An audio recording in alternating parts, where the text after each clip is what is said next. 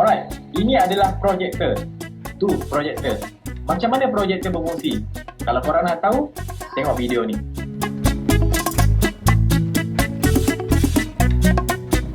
Okay, sini ada satu projector. Jom kita buka, kita tengok apa ada dalam ni. Okay, screwdriver saya. Okay. Okay. First kita nampak sini dia punya control panel dan dia connect dekat board ni. Dia punya main board. Saya boleh cabut wire control panel kejap. Okay. Main board ni saya nak cuba cabut kejap. Yang tersangkut ni sekarang adalah wire speaker. Saya boleh cabut. Okay, sebelum tu kita boleh nampak sini kita punya sistem wifi. Nampak tu ada antena untuk wifi. Ini rasanya bluetooth ni.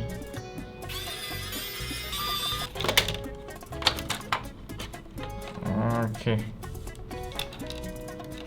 Oh yeah. Okay, saya dah buka. Sekarang korang dah ready. Saya akan tunjukkan macam mana projector ni berfungsi. Sangat-sangat simple dan menarik. Okay, ini projector kita. Komponen utama dia dekat sini dan sini. Itu je, simple je.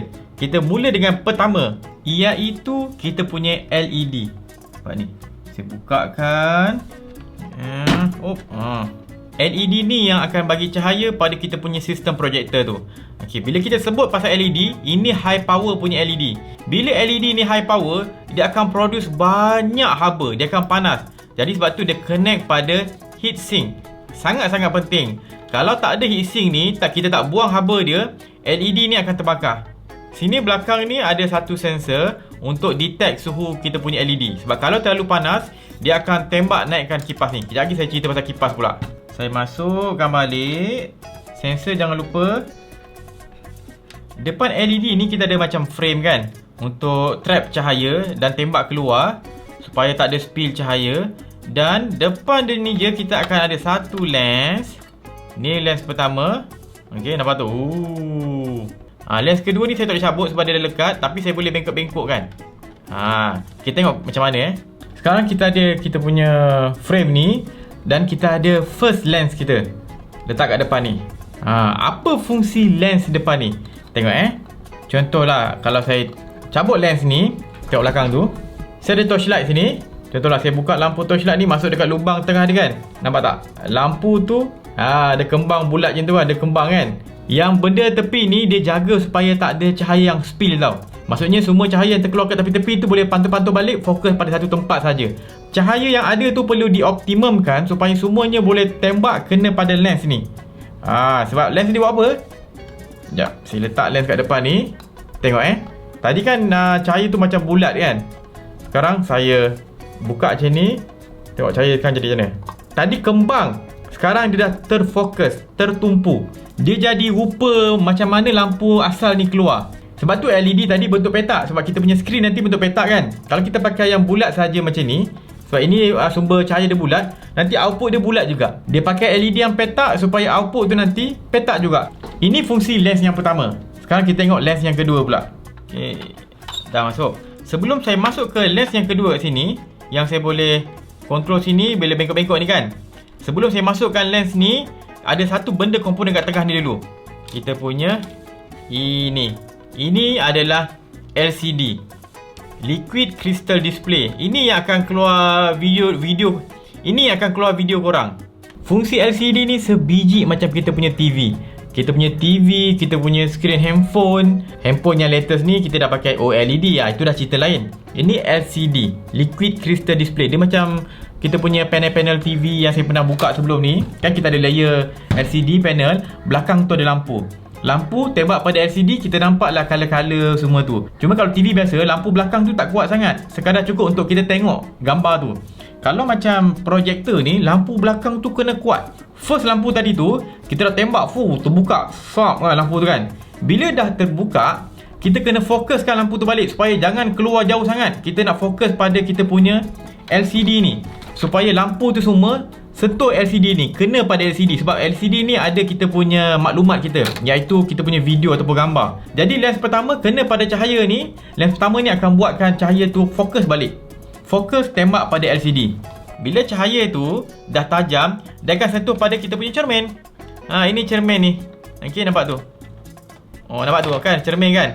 Cermin ni angle 45 darjah. Dia akan pantulkan cahaya tu pergi kat kita punya lens yang ini. Ni lens. Lens ni dalam ni macam lens kamera lah. Kita boleh zoom. Ni boleh zoom dia depankan kamera tu, depan belakang kita boleh zoom in, kita boleh zoom out. Dan kita punya sini untuk kontrol kita punya angle lens ni. Sebab saya dah tunjuk tadi lens pertama ni dah bantu sangat dah untuk fokuskan kita punya lampu. Lens kedua ni dia maybe ada bantu sikit kita punya fokus, tapi dia punya fungsi lebih penting adalah untuk kontrol kita punya angle. Bila kita punya projektor ni mencondong ke atas atau ke bawah, kita kena kontrol cahaya tu. Kalau tak, nanti kita punya gambar tu macam dia punya ratio tu dah lari. Bawah kecil, atas lebar macam tu. Sebab tu kita perlukan lens kedua untuk kontrol dia punya angle cahaya tu. Cahaya yang akan dipantul pada cermin dan masuk pada lens.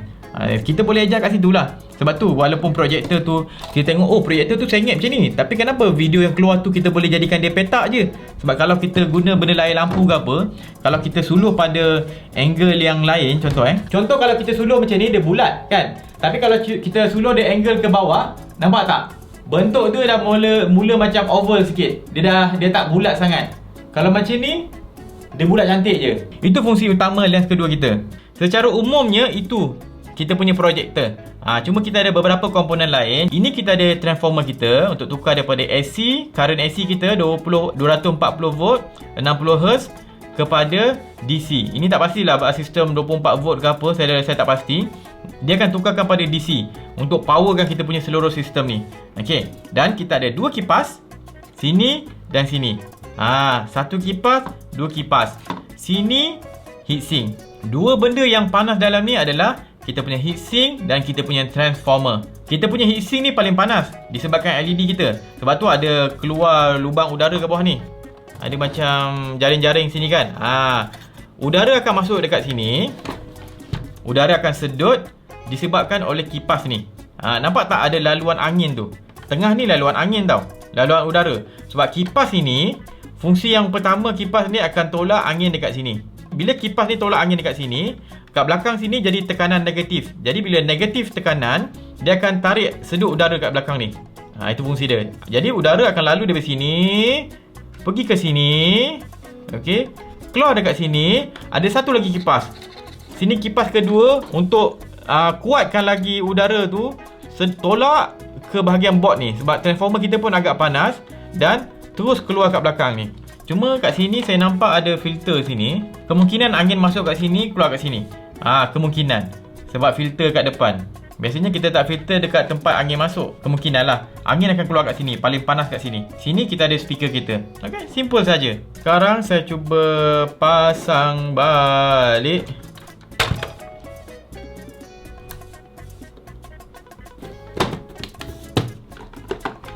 Settle. Alright.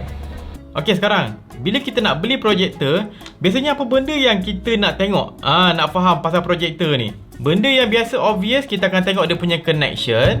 Kalau yang lama punya, biasanya ada VGA sahaja. Yang baru kita perlukan connection HDMI. Sebabnya kebanyakan komputer ada HDMI punya connection. Kalau sini ada additional memory card untuk kita tengok video dalam direct kat sini tanpa connect pada apa-apa. Boleh cocok pada memory card, masuk sini kita boleh tengok video. Sini pula kita punya output. Nak cocok speaker ke, nak cocok headphone ke, dekat sini. Satu lagi kita ada USB untuk cocok pen drive. Okey, ni contoh input output. Yang tadi tu adalah obvious yang kita nampak pada projektor ni. Tapi sebenarnya yang penting adalah dalam dia. Contoh, kalau kita nak tahu projektor tu terang ke tak terang, sebab kalau projektor tu tak kuat, bila kita macam suasana yang agak terang, bukanlah terang sangat, macam suasana tu adalah cahaya sikit, kita susah nak nampak isi kat projektor ni. Kita kena betul-betul gelap bilik tu baru nampak apa yang projektor ni tunjuk. Itu dia punya lampu dia tak kuat. Lampu dia dipengaruhi oleh kita punya LED tadi. Yang saya dah buka tadi, saya tunjuk LED kan. LED tu kalau kuat, LED tu kuatlah cahayanya. Ada orang tanya saya, boleh tak kita naikkan dia punya lumen dia, kekuatan cahaya dia. Sebab makin tinggi lumen, makin kuat cahaya. Makin kuat cahaya, makin clear projektor tu. Walaupun tak gelap sangat, kita boleh nampak jelas. sebab LED dia kuat. Nak upgrade tu ada possibility dia, tapi kita kena fikir dua benda. First adalah power. Adakah kita punya power cukup? Sebab transformer tu mungkin ada limitation berapa watt yang dia boleh keluarkan. Kalau kita nak dapatkan LED yang kuat lagi, kita kena ada additional tenaga yang cukup. Dan bila LED tu kuat, dia akan panas. Bila panas, kita tak boleh pakai heatsink yang sama ni. Kita kena pakai improve heatsink lain. Itu satu solution. Sebab tu kalau projektor yang kuat, dia terang, biasanya dia besar sikit. Kenapa dia besar? Dia perlu manage haba tu dengan baik.